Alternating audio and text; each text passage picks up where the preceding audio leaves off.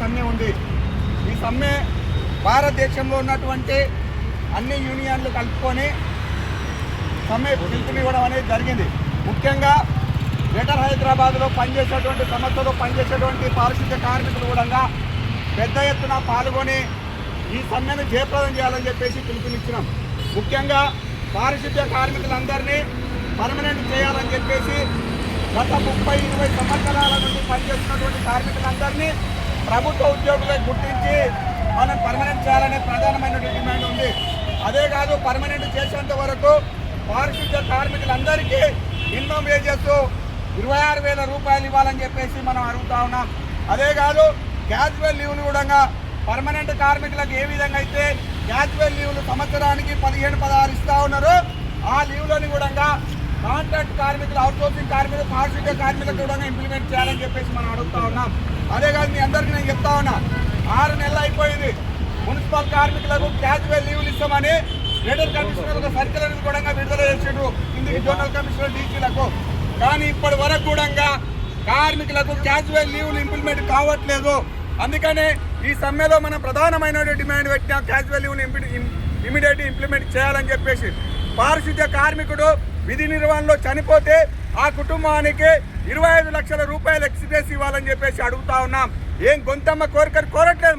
మనం పనిచేస్తూ ఉన్నాం. 60 సంవత్సరాలు అయ్యేంత వరకు కూడా మనం పనిచేస్తూ ఉన్నాం.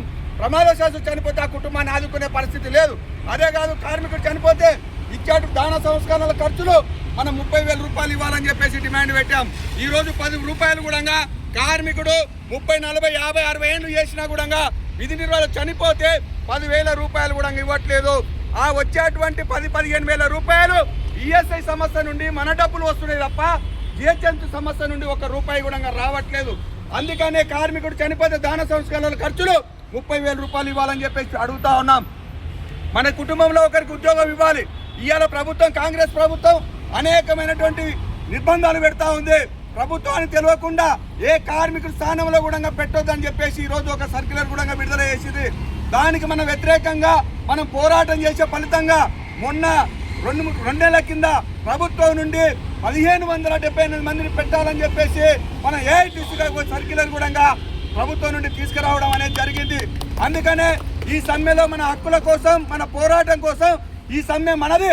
మన కనీస వేతనాలు ఇంప్లిమెంట్ కావాలని చెప్పేసి మీరందరూ 12వ తారీఖు నాడు పెద్ద ఎత్తున ఈ షేర్లింగపల్లి కానీ చందనగర్ సర్కిల్లో పెద్ద ఎత్తున మున్సిపల్ కార్మికులు వేలాది మంది ర్యాలీ తీసి, బిడ్డ ఖబర్దార్, నీవు జీతాలు పెంచుతావా లేదా, ఒకవేళ పెంచకుంటే 12వ తారీఖు నాడు తర్వాత రాష్ట్ర కమిటీ ఏఐటీసీ ఒక నిర్ణయం తీసుకోబోతుంది.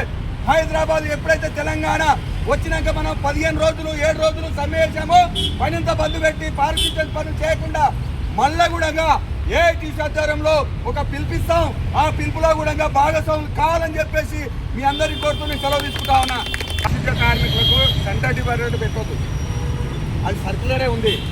కానీ ఇప్పుడు ఈ మున్సిపల్ అధికారులు సెంటర్ డివైడర్ మిషన్లను తీసేసి కార్మికులతోటే పనులు చేస్తూ ఉన్నారు. చాలాతో వల్ల సెంటర్ డివైడర్లో చేసేటప్పుడు ప్రమాదాలు జరుగుతూ ఉన్నాయి. మనం ముఖ్యంగా దీన్ని అడుగుతా ఉన్నాం. సెంటర్ డివైడర్లో పెట్టేటప్పుడు కార్మికుడికి ఏదైనా ప్రమాదం జరిగితే పూర్తి బాధ్యత పనిచేస్తున్నటువంటి ఆ సర్కిల్ డీసీ, ఆ సర్కిల్ జోనల్ కమిషనర్ బాధ్యత వహించాలని చెప్పేసి చెప్తా ఉన్నాం. ఎందుకంటే ఈరోజు రోడ్డు సెంటర్ డివైడర్ చేసేటప్పుడు వాహనాలు స్పీడ్గా వస్తాయి, బైకులు వస్తాయి, కార్లు వస్తాయి, బస్సులు వస్తాయి, లారీలు వస్తాయి, అనేకమైనటువంటి ప్రమాదాలు జరుగుతూ ఉన్నాయి. రాజన్నలో జరిగింది, ఇతర ఎల్బీనగర్లో జరిగింది. మీ దగ్గర కూడా ఓ కార్మికురానికి సెంటర్ డివైడర్లో పనిచేసేటప్పుడు దెబ్బతలకి కాలు కూడా ఫ్రాక్చర్ కావడం అనేది కూడా జరిగింది. అందుకనే మనం ఈ అధికారులకి ఈరోజు పేపర్ ద్వారా తెలియజేస్తాం, ప్రెస్ మీట్లో మేము చెప్తాం. అందుకనే సెంటర్ డివైడర్లు పెట్టేటప్పుడు మున్సిపల్ అధికారులు భద్రత కల్పించాలి, లేదంటే పారిశుద్ధ్యం సెంటర్ డివైడర్లు చేయమని చెప్పేసి కూడా మేము మీ ద్వారా రాబోయే కాలంలో ఈ సమ్మె తర్వాత గ్రేటర్ కమిషనర్ కూడా లెటర్ రాస్తామని చెప్పేసి నేను తెలియజేస్తా ఉన్నా.